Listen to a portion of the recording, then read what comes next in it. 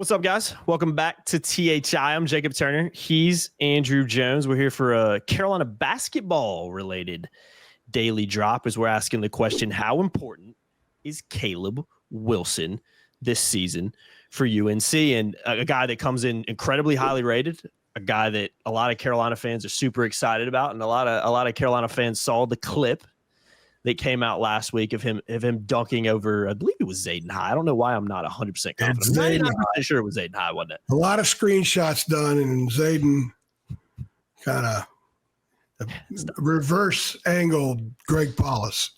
It was a very impressive dunk. It was a very impressive dunk. And again, I think especially this time of year, mid-July, you start throwing some basketball clips out there, especially about showing a guy like Caleb Wilson doing that. It gets the fans excited a little bit, rightly so. But again, he's a guy that I think Carolina fans were already very excited about anyway. Just to provide some context on how highly rated he is, number 5 overall recruit in 2025, number 2 power forward, number 1 in Georgia.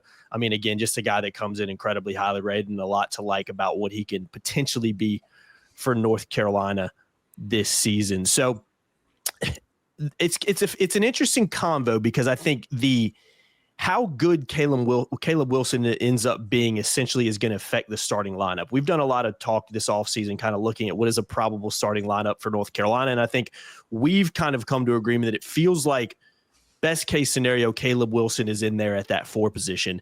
And because of that, it makes Carolina a taller team with guys that slot in other positions.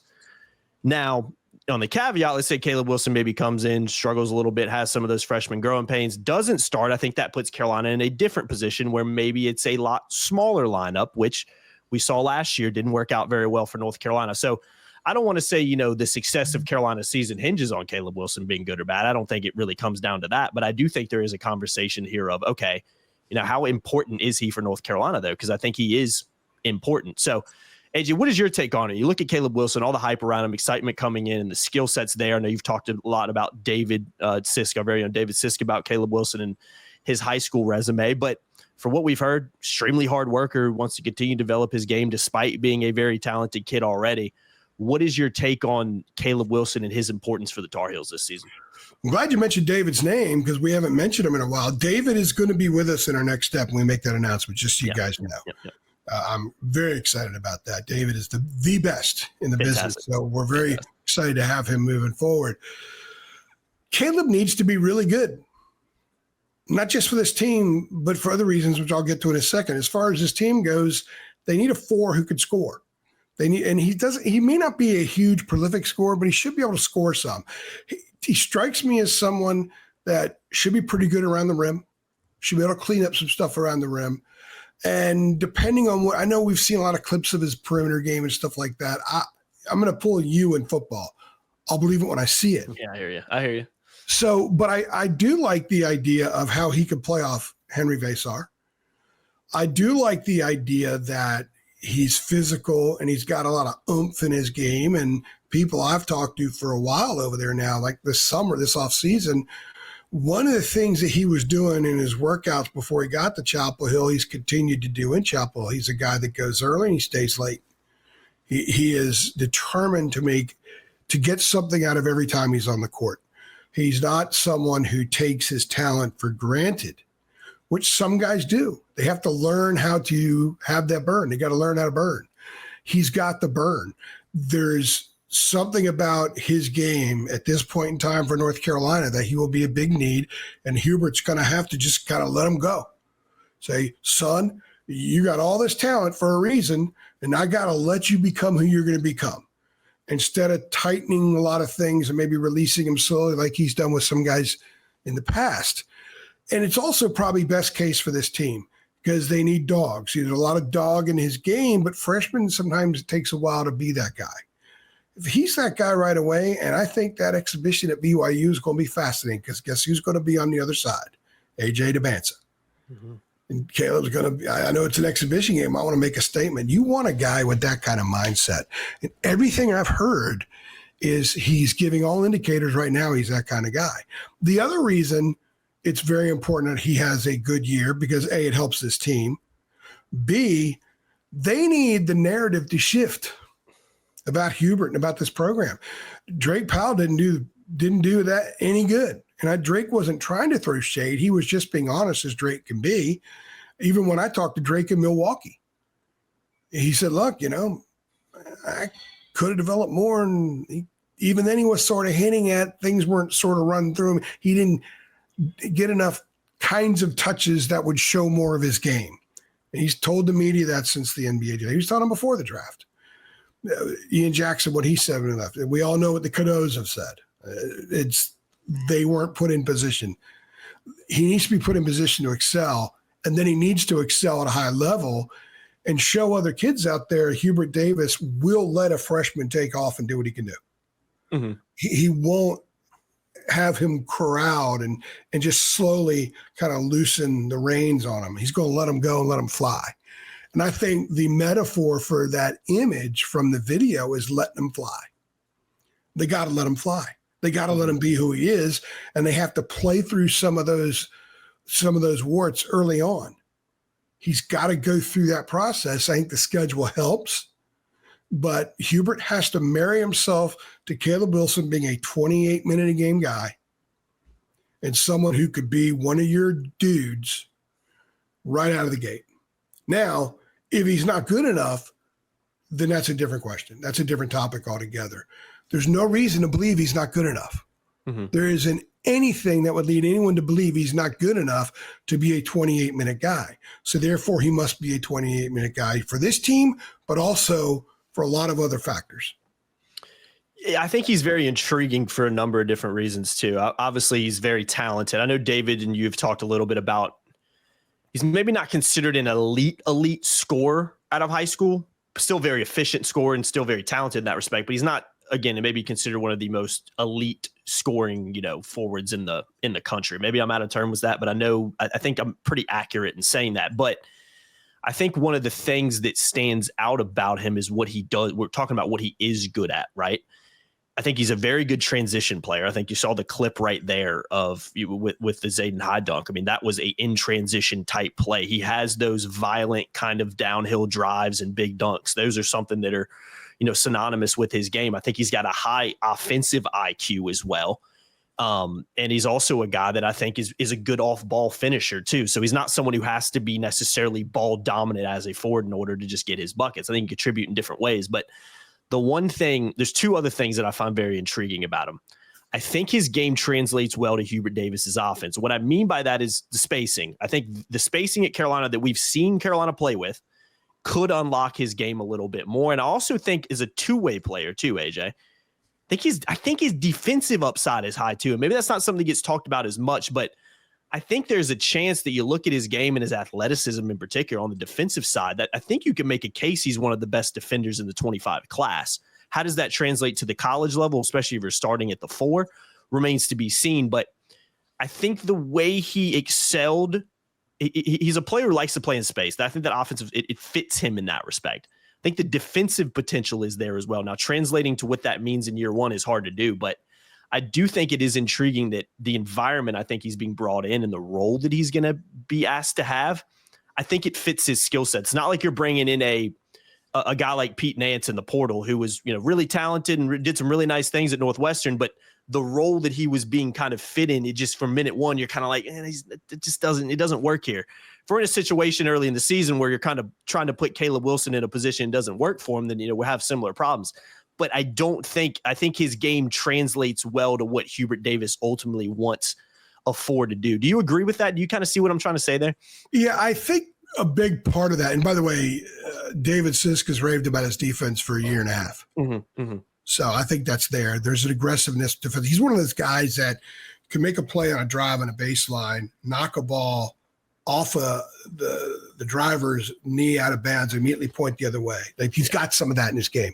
Mm-hmm. As far as fitting into the way we've seen Hubert play, I think one of the problems with the way Hubert's teams have been is that they're much better when the 4 can go down low and play outside. Mm-hmm, mm-hmm. You had Manick who could play down low and play outside. Manick, remember this bucket he scored to beat Clemson? He was good enough down low. Remember that first game, all those buckets he had around the rim. Brady wasn't just a shooter. He could go both places and give teams problems. Harrison Ingram could go both spots and give teams problems. And those were the two good teams Carolina had under Hubert. The other two had struggles. I mean, Pete Nance could play down low, but he never meshed with Armando at all. Mm-mm. This situation with Caleb Wilson, I think that, yes, he can play down low, and I think he'll mess with Vesar because Vesar can move around. He doesn't have to stay on the block and try to post and eat like Armando did. There's a lot more that they might run through him or around him. Caleb he play that high-low with Vesar, but he can also pop out. Again, I don't know what kind of perimeter shooter he's going to be. If you're going to spread out and you're going to play 4 out, you got to be the guys that are out got to be able to knock down shots. Unless they're the creator and the ball's in their hand, their job's to drive and kick out. Mm-hmm. If you're going to be out there and you're going to be respected, you got to be able to knock down shots. Otherwise, there's no point. It's not a smart offense. So can he knock down shots? I think there's a mid-range game there. And if Carolina ends up starting Evans, Luka, and Seth, that's just kind of a small backcourt. You might want to just let them operate and play Caleb down low and play some dual low post stuff and a lot of high lows to those guys. I don't think he needs to be outside a ton. You play to his strengths. And I don't think that you have to play 4 out, 1 in all the time. Basketball can be won a lot of ways. The Florida Gators say hello. Yeah, that's true. Houston, the way Houston played, but a lot of it's beef down there. I think that Caleb Wilson should be used the way Caleb Wilson's skills dictate. I don't think you should put him in a spot where he's not effective because you don't want it screwing up other stuff. What happened last year when they went super small? Ian Jackson's game disappeared. I talked to Ian about that multiple times, and he told me in Syracuse he got different shots. If that's not Caleb Wilson's strength, don't force it to try to become his strength. He can gradually build on that over the year, but you got to go and make him be the guy he is. It's a good point, but to me, it almost raises a concern because you are right. You play to a guy like his strengths, the talent there. But the point you brought up of Hubert's successful teams, the 4 being a guy who was a real typical stretch 4 type guy, you're kind of looking at it now and saying those two don't really match up. Like Hubert's best teams have had a really good stretch 4 who can very efficient from the outside. And you look at Caleb Wilson, you're like, the mid-range is there, but that's not really his game. So does he come into Carolina and is he all of a sudden asked to? You don't have to be cookie cutter. There's more than one way to skin a fish. Yes. And I think that in the Hubert Davis era in year 5, where the learning curve really should be over now, if he should be able to win without trying to replicate 1 month in 22 and what they were for the most part in 24. You got to play to the strength of these guys you're bringing in. Before you could build a program, Dean would envision down the road what Dante Calabria was going to give him. He could envision down the road what whoever else was, Pete Chilcutt was going to give him. Okay. Roy was able to do that too with guys. Garrison Brooks is a perfect example. But you can't do that now because you get guys for like 9 months, 10 months. So you have to go right to their core. What are their best attributes? Make them work. And if you can draw more stuff out of them, do so. Caleb wants to play in the NBA. He'll have plenty of time when he gets there to develop a perimeter game. The league knows what he is. But if he's really effective at doing some things now, and they're a very good team, and he's one of the reasons why, it's not going to affect his draft stock. He doesn't need to hit 53s, I don't think, to help his draft stock. I don't think that at all. He just needs to be a really, really good player. If he's a really good player, he's going to get drafted, and that other stuff can come. He's worked hard on it. He's worked a lot on his perimeter game, and he doesn't need to go 0 for 0. He needs to attempt some out there. Because I think that's ideal. But they've got a lot of other guys that can shoot threes. They brought in from the college level 231 threes from last year. I think is what the number is. 231 threes. Mm-hmm. They don't need him to do that. They just need him to be really good. And they need him to be on the floor. And Hubert needs to go to other kids, class of 2026 or whatever, 27, say, look, see, we have a freshman who could be a star. We're not holding it back. Last thing I'll say, too, on it is it's almost like the importance of Caleb Wilson for next year's team success. I think we've illustrated that there. I think a good Caleb Wilson is going to have a very positive impact on next year's team. But it's almost like looking at the bigger picture.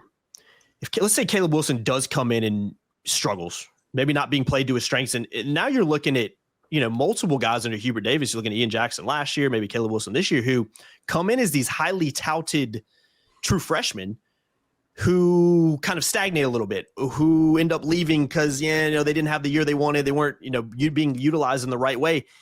That again becomes a problem. So it's like the importance of Caleb Wilson, I don't even think comes down to next year's team. It's moving forward as well, because if Caleb Wilson comes in and is not the guy people think he's going to be, and he struggles, and people see that and they can kind of identify why he's struggling, like Ian Jackson, that Carolina goes small and all of a sudden his game falls off a cliff. That is going to be another thing that people are going to pin at Hubert Davis. So not only is he important for next year's team, but I think he's almost important for the overall. That's what I've been saying of this staff. You know what I mean, Jacob? That's what I've been saying. But if he struggles, does he struggle because he's just not ready and his skills aren't up to where they should be? But he's pretty solid defensively. Or does he struggle because of how he's used? Exactly. So if he struggled because of how he's used, that's going to validate what Ian and Drake have said. And that's bad moving forward. If he struggles because he just doesn't, if he's not ready to be a 12-point-a-game guy, but he's an 8.5-point-a-game guy, give you good defense, grab boards, that's fine if that's part of his process. Everyone's got their own process. If he's not ready to be one and done, that's okay if that's who he truly is. But if there's the appearance that it's because of usage, then that's a big problem moving forward. Yeah. It's going to be fascinating, man. I love the talent there. I think there's a lot of things to like about him. And I think his game translates well to what Hubert Davis wants to do. But there's a growl, man. There's a growl to his game, and these guys need that. Yeah. If you're hearing it from Seth, and I did a drop a while ago, maybe we both did. I think I did it solo, about Seth being sort of the leader, the go-to guy from a leadership standpoint. If you're hearing it from the guy who's worn the laundry for 4 years, and who truly plays for the front of the jersey, and then you're getting the growl from the ballyhooed freshman, well, that bookends the team. Mm-hmm. Everything. I think that's a good thing, because those things carry you. They carry you through some tough times. There wasn't any growl. They've had 3 5-star freshmen the last 2 years, and none of them had any growl. And I'm not criticizing. It just Drake didn't play that way. Ian didn't play that way. Ian kind of get lost in his own game. He produced. Elliott wasn't verbal. Caleb has some potentially as a growl guy. Mm-hmm. So you get that with Seth and some other dudes who fanny smack and pound their chests. They're self-motivating. That's big, because that team hasn't always been super ready to play. Yeah, no, and again, the 2024 team, Hubert's best team, had a lot of FU in it. I mean, you said growl guy, we used to call them FU guys too. I mean, they had a lot of. Well, that's true. I mean, I don't know how. I think FU could come about for Caleb, but I only think the way that comes out in a freshman's game, if he's a growl guy. Yeah, Harrison Ingram arrived that dude. I mean, I know someone whose son played with, I know a guy from my neighborhood where I grew up, whose son played AAU with Cormac Ryan. Mm-hmm. Yeah, Cormac was kicking over water coolers when he was 16. That's innate. That's who he is. And that's exactly. Caleb Wilson's going to kick over water coolers, but different guys have different edge. They have different growl. They have different FU in them. But the key is having it. Mm-hmm. And having it so it doesn't adversely affect the team. It helps the team. I think if you have what I said, if you bookend it, that's a good thing. That can create a pretty good vibe mojo for the team this year. Yeah, especially coming from a true freshman. It's infectious for anybody. But we don't know. We're just talking here in July about it. Mm-hmm. A lot of intriguing things about Caleb Wilson's game, how Hubert will use him, how he responds to how he's used. If he struggles early and Hubert pulls him back, and suddenly he's playing 12 minutes against Radford, it's a problem. Yeah. It's a problem for everybody involved. Yeah, it is, man. It's going to be fascinating to see how he is developed and how good he can be. I think there's a lot of things to like about him, but yeah, like you've said, I mean, there's true freshmen that have come in and struggled or maybe underperformed what they were expected to do. But again, a lot of that was because of how they're being utilized. So coaching and development and how they're asking Caleb Wilson to play out there is just as important of the skill sets he has. So yeah, man, I'm looking forward to seeing what kind of player he can be. But there's no doubt about it. If Caleb Wilson has a good year for Carolina, I think Carolina will have a good year. I think those two go together pretty well. So we'll see though, man. And you're right. I'm not going to go too long on this because I'd get long-winded sometimes, but it's kind of interesting where the range is with him. Mm-hmm. But I'm leaning more and more toward the higher part of that range with him. And suddenly if Vesar's the higher end of the range, if Luka's the higher end of the range, there's a lot of things that are intriguing about what could be with this group. But you're right. If Caleb Wilson is that guy, I think it mixes really well because I don't think he takes away anything from anybody else. I don't think he gets in the way. I think he's a ball player that can have a really good year and not get in the way of anybody else. Where like Pete Nance used to and Armando used to get in each other's way. Mm-hmm. I think last year when they had 4 out and they were really small, that means the defenders are out in the perimeter too. They kind of got in each other's way. Mm-hmm. It was a little too crowded sometimes. Yeah, I don't think Caleb Wilson's game is going to get in anybody's way. And so if he's really good, that's a huge plus. Yeah, I agree. Well said, man. Well said. I think that's a good place to wrap this one up. Let us know in the comments what you think about Caleb Wilson. Think he's going to be a big-time player? Do you think Carolina's success this year maybe hinges on how good he is? Or do you think, no, there's too many other parts that are just as important as he is too? I want to hear from you guys in the comments as we always do on these daily drops. That's why we try to talk about these topics and, end of July when things are a little slow. We try to like to have these kind of conversations, but we'll continue to talk about Caleb Wilson, obviously, as we get closer to the season as well. But I've been Jacob Turner. He's been Andrew Jones. Announcement coming soon. That's all I'm saying on it. It'll happen soon. And again, David Sisk will be coming with us as well. So that's super, super exciting for the future of THI because he is, as AJ likes to say, a rock star. Is that the way you describe it? He's a big leaguer. Yeah, if he was a baseball player, he'd have been playing last Tuesday in Atlanta. He's a big leaguer, man. He's a grinder too. I mean, the game ends. He's got a film review to you in 30 minutes. It's unbelievable. He's part Shohei. He's part Judge. He's part Lindor. When he's healthy, when Acuna's healthy, he's part him.